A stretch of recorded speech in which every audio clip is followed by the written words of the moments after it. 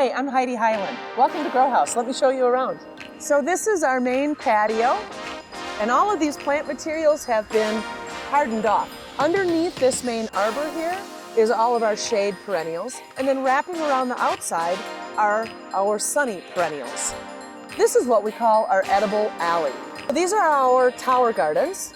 This is a strawberry tower. This is a lettuce spiral.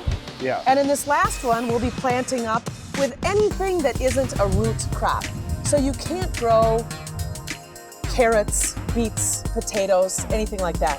But you can grow a whole host of edibles in a small space. Yeah. So it's a 20-gallon reservoir that pumps water up the center cylinder, and then it dribbles over the roots on the way down. That dribbling action is what makes it aeroponic. And exponentially, it pushes out more produce than you would get in a typical application. There's 28 edible pockets here, and it conserves water resources because the way it's irrigated without any transpiration, we only add about 5 gallons a week. In the middle of the summer, you would not be able to irrigate 28 edibles if they were planted horizontally in the middle of the summer. Yeah. So it's great for water conservation. Everybody loves raised gardening. And this is raised gardening in plastic, recycled plastic, that makes it lightweight and then it doesn't degrade. But the biggest benefit from this is that it's self-watering. There's a reservoir underneath here that holds water, and that makes the plants wick the water away from the base. The plants develop a long root system.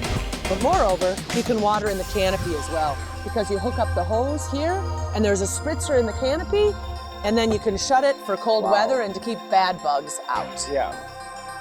So this is what we call our guest house. This is our main house for all of the annuals. You don't have to wander our whole campus to see all of the plant materials that we grow. We bring all the annuals right into this house for you. So this is called a bokashi bin, and it's for recycling your greens debris from your kitchen. So it's a composting bin. And what makes this different is the way that it's organized, and it lets out liquid inside the unit. You know when you put your greens debris in a bucket, it gets all soppy? Well, this way the liquid lets off the spigot and you can make compost tea. Yeah. Well, it's a little bit different than the compost tea we make here on the campus, but this is a marvelous opportunity to compost in your kitchen, and it's accelerated by these bokashi grains. So we know when we compost, we need greens and browns and greens and browns. Lasagna layering, these are your browns. Natural occurring grains that speed up the process. So we sell bokashi bins here at Growhaus. This is our bee area.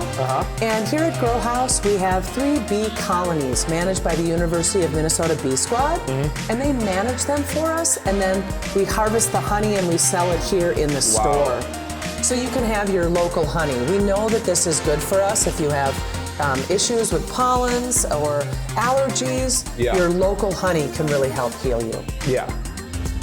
So these are our east and west house back here. This is where our field divisions mobilize from. This is all of the product that we use for our landscape division and our fine gardening. So back in the east house, we grow containers, pre-designed containers, grab-and-go containers for our guests. So there's sunny mixes, shady mixes, and a whole host of plant materials to make it easy for people just to buy the liner and drop it into the container when they get home.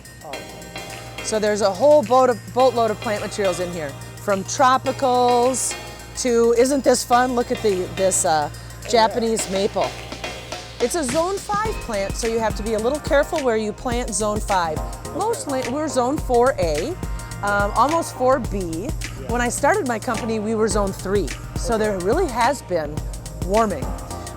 Most homes, though, will have a zone 5 area. It's typically on the southeast corner of your home. It's kind of a protected spot. So we don't always guarantee zone 5 plant materials, so read the label, but maybe you summer it outside and winter it inside. We can do that and recycle our plant materials. We do that with banana plants. Now, we know bananas aren't going to be hardy here, right? But they're great in a container or in a garden outside, and then you can let it go dormant inside a 50-degree heated garage and just no light at all, and water them once a month and bring them back out in the spring, and they'll do this all over again for you. Can you believe it?